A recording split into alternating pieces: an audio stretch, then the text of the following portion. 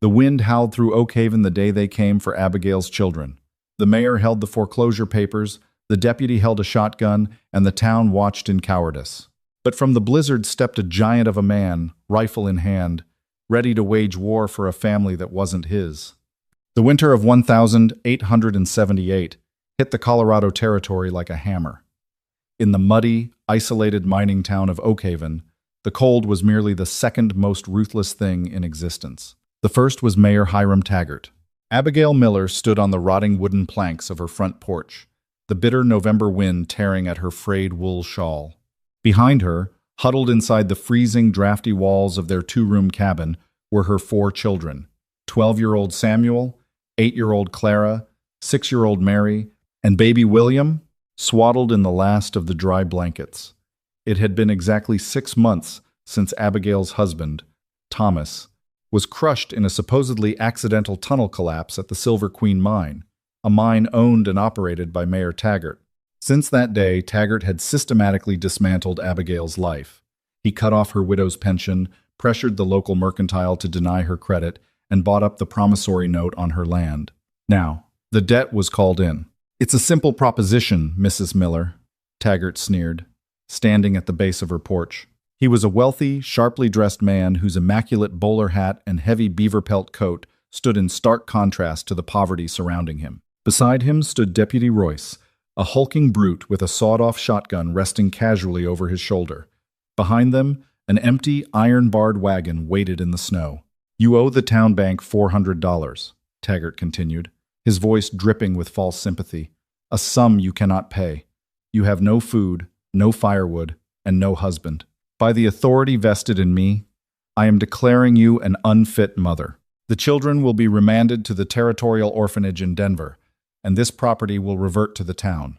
"You killed him, Hiram," Abigail said, her voice shaking not from the cold, but from a venomous, helpless rage. "Thomas found out you were skimming from the territorial treasury. You had that support beam sawed in half, and now you want my land because the new railway survey runs right through my creek." Taggart's smile vanished, replaced by a cold, dead stare. "You're hysterical, Abigail. Grief has ruined your mind. If you had just agreed to marry me when I asked politely last month, you could have kept your bastards. Now, you get nothing." He nodded to Deputy Royce. "Take the brats." A collective gasp echoed from the townspeople who had gathered at the edge of the property to watch the spectacle. Jebediah, the blacksmith, looked away in shame. Mrs. Higgins, the baker, covered her mouth, tears streaming down her face. Not a single man stepped forward. Taggart owned them all. Royce stomped up the stairs, his heavy boots shaking the porch. Samuel ran out the door, brandishing a rusty iron fireplace poker to protect his mother, but Royce backhanded the boy effortlessly, sending him crashing into the snow. Abigail screamed, throwing herself at the deputy, only to be shoved violently against the doorframe. Clara and Mary wailed from inside the house. "Load the boy first," Taggart ordered, lighting a cigar to shield his nose from the stench of poverty. Suddenly, the wind stopped. A heavy, rhythmic crunching sound broke the silence. Out of the blinding white squall at the edge of town emerged a figure that made even Deputy Royce freeze in his tracks. It was Gideon Holt. To the people of Oakhaven, Gideon was more myth than man. They called him the Beast of the Bitterroot. He was a mountain man who lived alone near the snow line, only coming down twice a year to trade furs for salt, lead, and coffee. Standing 6'4", draped in the heavy hide of a silver-tipped grizzly, with a thick beard and a jagged scar tearing across his left cheek, Gideon looked like the wrath of the mountain itself. He carried a heavy Sharps buffalo rifle, and his eyes cold, slate gray, were fixed entirely on Taggart. The crowd parted instantly, practically scrambling over each other to get out of his path. Gideon walked past the general store, past the trembling townsfolk, and stopped directly between Taggart and the porch. "Holt," Taggart said, trying to keep his voice steady, though his cigar trembled slightly. "This is town business. It doesn't concern you. Head to the saloon and drink your whiskey." Gideon didn't look at the mayor. He looked up at the porch. He saw the blood trickling from Samuel's nose. He saw Abigail, bruised and shivering, clutching the doorframe. He heard the crying children inside. Slowly, he turned his massive head toward Taggart. I reckon it does concern me, Hiram. Gideon's voice was like grinding stones, deep and rumbling. She owes the bank $400. Taggart snapped, stepping back as Gideon took a slow step forward. She's a destitute widow. She can't provide. The law says I can take the children. The law in this town is whatever you write on a piece of paper, Taggart, Gideon said. He reached inside his heavy fur coat. Royce instinctively tightened his grip on his shotgun, but Gideon merely pulled out a heavy, leather, drawstring pouch. He tossed it into the snow at Taggart's feet. It landed with a heavy, unmistakable metallic thud. "There's $500 in pure placer gold in that bag," Gideon said, his eyes narrowing into a lethal glare. "Her debt is paid." Taggart stared at the bag, then up at the mountain man, his face twisting in fury. "You can't do this, Holt. Even if the debt is paid, she's still unfit. She has no husband, no protection, no way to feed those brats. I'll still take them to the orphanage by sunset." Gideon stepped up onto the porch, his massive frame dwarfing everyone around him. He looked down at Abigail. Her eyes were wide, filled with a mixture of terror and desperate hope. Gideon slowly reached out and helped Samuel to his feet, dusting the snow off the boy's coat. Then he turned back to the mayor, racking the lever of his Sharps rifle with a deafening clack. "She ain't without protection," Gideon boomed, his voice echoing off the canyon walls. "I'm claiming her, and I'll take every one of those kids." The silence that followed was absolute. Taggart's jaw tightened. Claiming a widow's debt and taking her into protection was an old frontier custom, one that superseded Taggart's twisted local ordinances, especially when backed by a man holding a buffalo rifle. "You're a fool, Holt," Taggart hissed, signaling for Royce to back down. "You think you can survive a winter with a woman and 4 deadweight children up on that mountain? You'll all freeze. And when you do, I'll be waiting to claim the deed." "If you or your dogs come up my mountain, Hiram," Gideon replied softly, the threat hanging heavy in the freezing air, "I won't bother digging graves.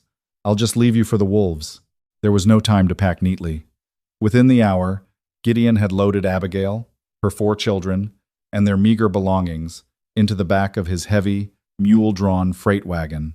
The townsfolk watched through frosted windows as the mountain man led the exhausted family out of Oakhaven and toward the treacherous ascent of the Bitterroot Range. The journey up the mountain was brutal. The storm that had been threatening the valley finally broke, unleashing a fury of whiteout snow and howling winds. Abigail huddled in the back of the wagon beneath a tarp, pulling her children against her body to share whatever warmth they had left. She felt completely numb, both from the freezing temperatures and the sheer shock of what had just transpired. She had just traded the devil she knew for a giant she didn't. Gideon Holt was a terrifying figure. Rumors in town said he had killed 3 men in a logging dispute in Montana, and that he lived like a feral animal in the high country. Yet, as the hours dragged on, Abigail noticed something. Every hour, the wagon would stop. Gideon would trudge through knee-deep snow to the back, not to bark orders, but to hand them hot stones he had heated by a small trail fire to keep their hands and feet from getting frostbite. When baby William wouldn't stop crying from the cold, Gideon wordlessly took off his massive bearskin outer coat and threw it over the shivering family, braving the blizzard in just his flannel shirt and buckskin jacket. It was nightfall by the time they reached the summit. Through the blinding snow, the warm, orange glow of a lantern appeared. Gideon's cabin was a fortress. Built of massive interlocking pine logs, it sat backed against a sheer rock cliff, shielding it from the worst of the northern winds. Inside, it was completely unlike the feral den Abigail had imagined. It was impeccably clean. A massive stone hearth dominated one wall, roaring with a pre-laid fire. The shelves were stocked floor to ceiling with canned goods, dried meats, sacks of flour, and medicinal herbs. It was a haven of survival. Gideon carried the exhausted children inside one by one, laying them onto thick, soft elk hide beds near the fire. He set a cast-iron pot of stew over the flames, moving with a quiet, practiced efficiency. Abigail stood near the door, her arms wrapped around herself, watching him. "Why?" she finally asked, her voice cracking. $500 in gold, taking on 4 mouths to feed. "You don't even know me, Mr. Holt." Gideon paused, stirring the stew. He didn't look at her at first. He reached into his shirt and pulled out a small, tarnished silver pocket watch. He tossed it gently underhand. Abigail caught it. She gasped. It was Thomas's watch, the one he had supposedly lost in the mine collapse. "I knew your husband, Mrs. Miller," Gideon said softly, pulling up a wooden chair and sitting heavily. "Thomas was a good man. 3 years ago, when I caught a fever hunting in the valley, I dragged myself near your property line. I was dying. Thomas found me. He hid me in your barn for a week, brought me medicine and water, and kept his mouth shut. He saved my life." Tears welled in Abigail's eyes as her fingers traced the familiar engravings on the silver watch. "He never told me. He was protecting you," Gideon replied. "Town didn't look kindly on folks helping me. We became friends. We'd meet up by the creek when he was fishing. 2 weeks before he died, Thomas came up here. He was scared, Abigail, terrified." Gideon leaned forward, his gray eyes reflecting the firelight. "Thomas didn't just stumble upon Taggart skimming money. Thomas found the actual ledger. Taggart has been embezzling from the State Railway Fund for 5 years. He's been murdering prospectors, forging deeds, and selling the land to the railroad front companies. Thomas stole the ledger to take it to the federal marshals in Denver." Abigail's breath hitched. The mine collapsed. "It was murder," Gideon confirmed grimly. "Taggart's men trapped him down there. But they never found the ledger, because Thomas didn't have it on him." Gideon walked over to a loose floorboard near the bed, pried it up with his hunting knife, and pulled out a thick, leather-bound book. He set it on the table.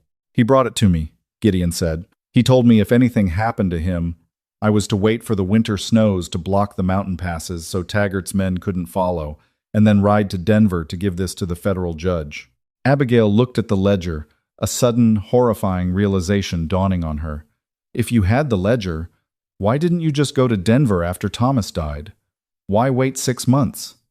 Gideon's hardened expression cracked, revealing a deep, lingering guilt. "Because I didn't know he was dead, Abigail. I go trapping in the deep northern ridges during the summer. I only came back down to the valley today to resupply. When I heard them talking in the saloon about Thomas Miller dying 6 months ago and Taggart taking his widow's kids today, Gideon swallowed hard, his massive hands clenching into fists. I failed him, but I wasn't going to let them take his family." The wind battered against the heavy wooden shutters of the cabin, but inside, the silence was heavy with grief and revelation. "Taggart wasn't just after your land today, Abigail," Gideon warned, his tone shifting from sorrow to sheer tactical coldness. "He knows the federal railway surveyors are coming in the spring. If he didn't get your land legally today, he was going to kill you and the children tonight and burn the cabin down, claiming it was an accidental fire. I bought your debt in public to strip his legal cover, but it won't stop him." Abigail's blood ran cold.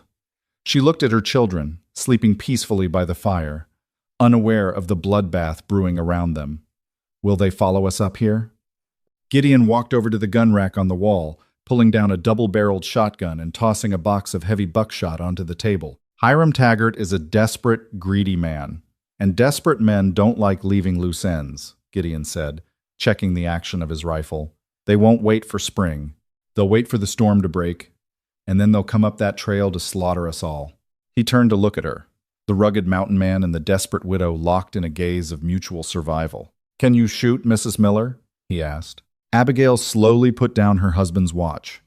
She walked to the table, picked up a handful of red shotgun shells, and began loading the weapon with a steady, unflinching hand. "I can learn, Mr. Holt," she whispered, her eyes burning with a sudden, fierce resolve. "I can learn." For 3 days and 3 nights, the blizzard held Oak Haven and the surrounding mountains in a suffocating, icy grip. Inside the stout timber walls of Gideon's cabin, a different kind of storm was brewing, a quiet, desperate preparation for war. Abigail Miller had never fired a weapon in her life. By the morning of the second day, her shoulder was bruised purple from the punishing recoil of the 12-gauge double-barrel shotgun. Gideon had set up a thick cordwood target against the snowbank out back, baffling the sound of the blasts with the howling wind. He was a patient, unyielding teacher. He taught her how to breathe through the freezing air, how to keep both eyes open, and, most importantly, how to reload with fingers, completely numbed by the cold. "You don't aim a scattergun, Abigail," Gideon rumbled, watching her snap the breech shut with a newfound rigid authority. "You point it, and you don't pull the trigger unless you intend to end whatever is standing in front of you." Hesitation will get your children killed. Abigail stared down the twin barrels, her breath pluming in the freezing air. I won't hesitate, Gideon. While Abigail trained, Gideon fortified. He packed the windows with heavy sacks of dried beans and flour, leaving only narrow loopholes for their rifle barrels. He assigned 12-year-old Samuel a vital, sobering task, sitting behind the heavy oak table with the ammunition boxes, tasked with handing up fresh shells and wiping the soot from the spare rifles. Clara and Mary were instructed to stay under the thickest elk hides near the hearth, keeping baby William quiet. The forced proximity of the siege brought an unexpected intimacy. In the quiet hours of the night, while the children slept, Gideon and Abigail sat by the dying embers. She learned that the fearsome beast of the Bitterroot had once been a homesteader in Nebraska, having lost his own wife and daughter to cholera a decade prior.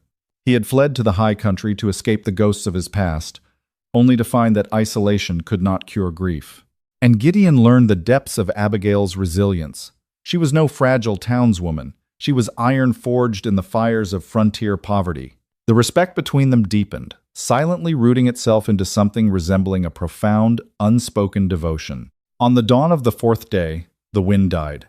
The sky broke open into a blinding, painful azure blue. The sun reflected off the pristine, unbroken snow of the mountain, creating a beautiful, terrifying silence.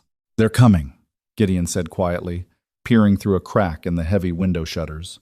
Down the treacherous, winding trail, a dark line of figures moved through the deep powder. Hiram Taggart had not come alone. Driven by the sheer panic of the missing ledger and the looming federal investigation, the mayor had emptied the town's coffers to hire muscle. Beside the hulking Deputy Royce rode 4 hardened mercenaries, drifters, and gun thugs from the Cheyenne rail camps. Among them was Elias Tate, a notorious bushwhacker known for burning out sodbusters in Kansas.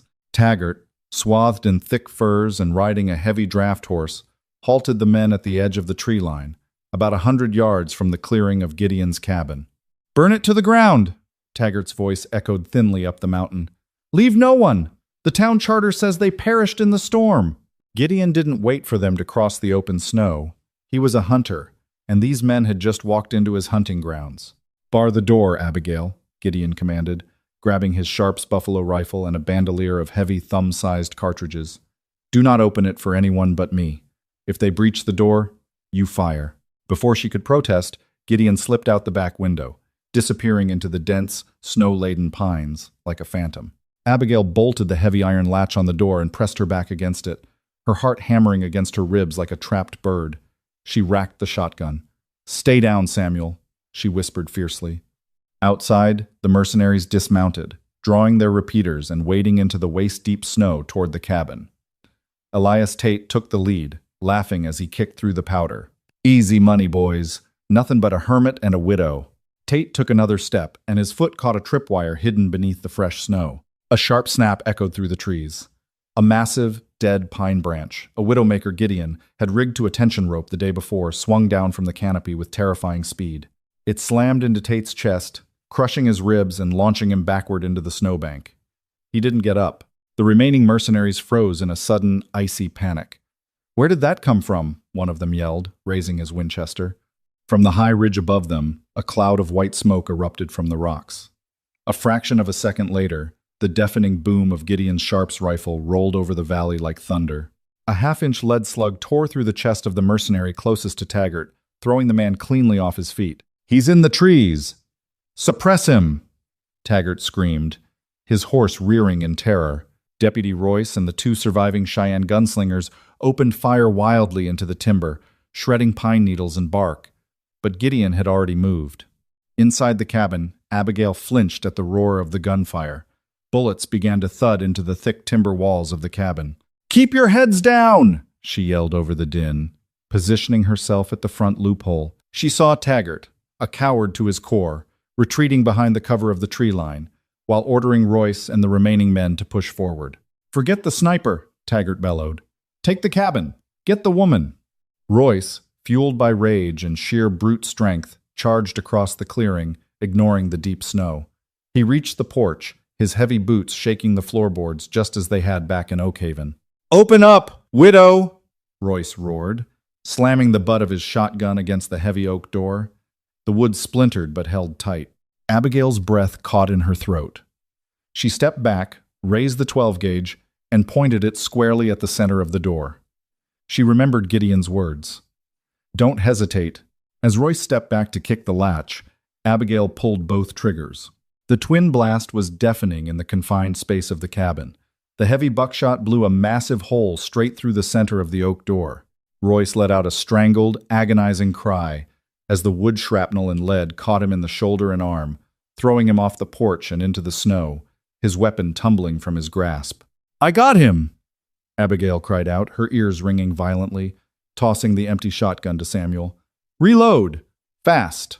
Down in the tree line, Hiram Taggart watched his hired guns fall to Gideon's relentless sniper fire. Panic, cold and sharp, seized him. His grand, arrogant plan was disintegrating into a bloody mess in the snow. If Gideon or Abigail survived this storm, the stolen ledger would reach the federal marshals in Denver, and Taggart would hang. "Cowards! Push forward!" Taggart screamed at his remaining mercenaries, but they were pinned down behind the timber, refusing to move another inch. Desperation drove Taggart to his final, most horrific contingency. Strapped to his saddlebags was a wooden crate stamped with the emblem of the Silver Queen mine.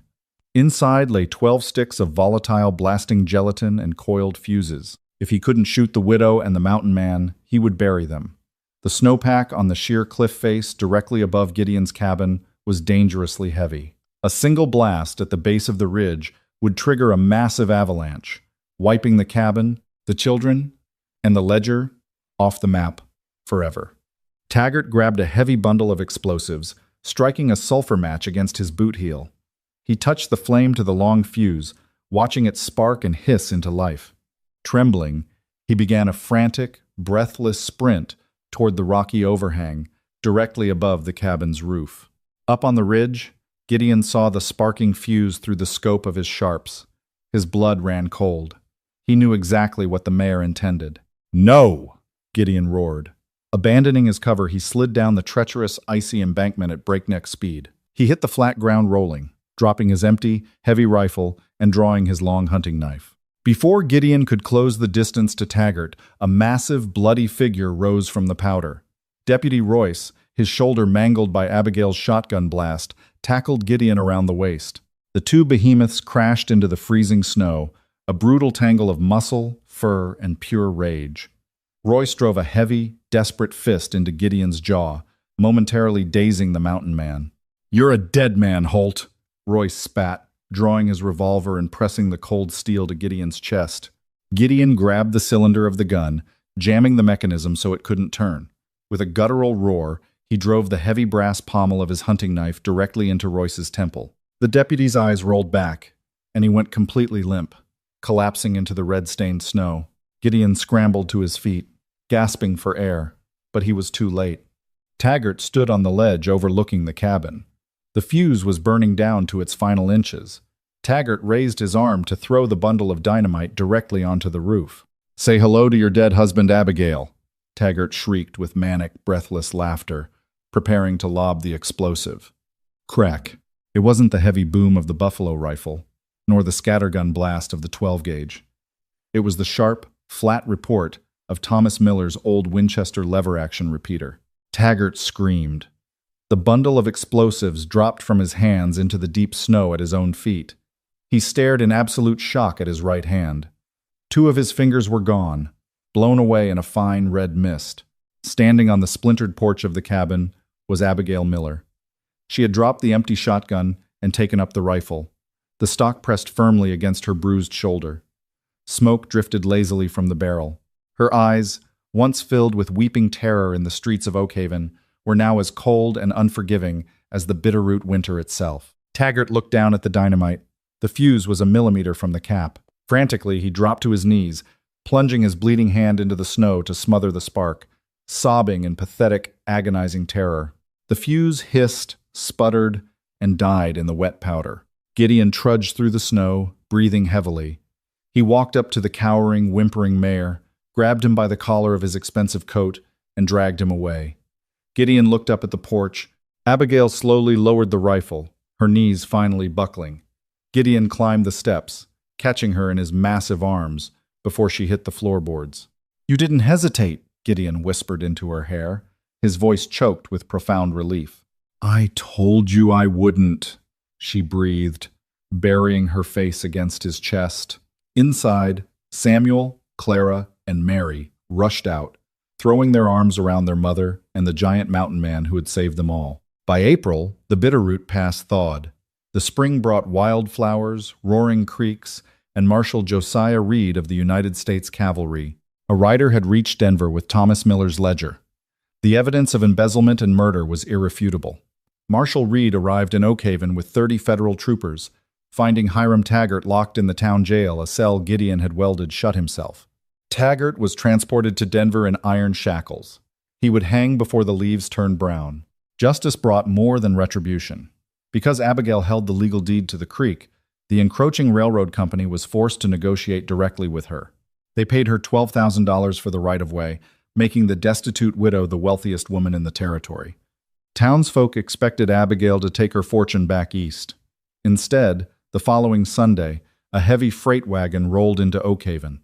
Abigail sat on the buckboard in a fine wool dress, smiling radiantly. Beside her sat Gideon Holt, wearing a tailored suit that barely contained his shoulders, his silver pocket watch gleaming. Behind them, the children laughed. They had come to buy lumber. They were expanding the cabin into a home and building a schoolhouse. The beast of the Bitterroot hadn't been defeated by blizzards or bullets. He had been tamed by the very family Taggart tried to destroy. And as Gideon helped his wife down from the wagon, the town tipped their hats in profound respect to the mountain man and the woman who ruled him. Did you expect that explosive twist at the end? The Wild West was built by ordinary people forced to do extraordinary things to protect their own. If Abigail and Gideon's incredible fight for justice kept you on the edge of your seat, hit that like button. Share this story with a fellow history lover, and don't forget to subscribe to our channel for more thrilling frontier sagas.